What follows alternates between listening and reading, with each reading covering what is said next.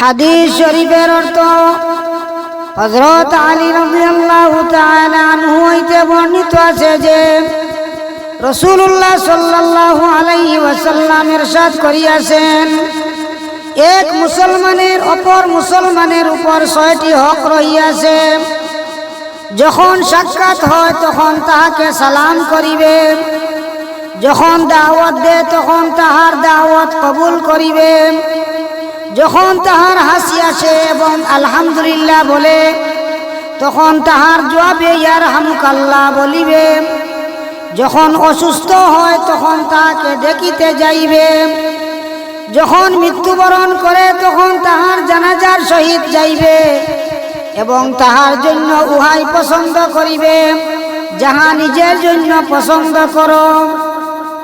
অন্য হাদিসে হযরত আবু হুরায়রা রাদিয়াল্লাহু তাআলা আনহু হইতে বর্ণিত আছে যে আমি রাসূলুল্লাহ সাল্লাল্লাহু আলাইহি ওয়াসাল্লামকে এই ইরশাদ করিতে শুনিয়াছি,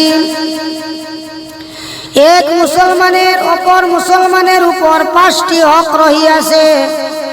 সালামের জবাব দেওয়া, অসুস্থকে দেখিতে যাওয়া, জানাজার সহিত যাওয়া, দাওয়াত কবুল করা এবং হাসিদাতার জবাবে ইয়ারহামুকাল্লাহ বলা।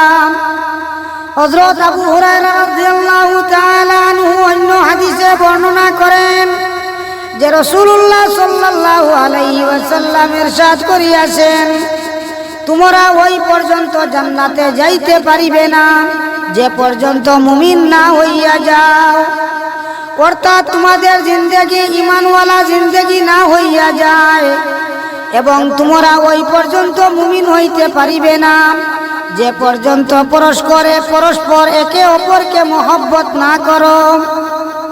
আমি কি তোমাদিগকে ওই আমলটি বলিয়া দিব না যাহা করিলে তোমাদের মধ্যে মহব্বত পয়দা হইবে? উহা এই যে তোমরা পরস্পর একে অপরকে সালামের খুব প্রচলন ঘটাও। আল্লাহ পাক পরওয়ারদিগার আলমে আমরারে বেশি বেশি আমলের তৌফিক দিবা, একে অন্যরে সালাম দিবার তৌফিক দিবা। আমিন।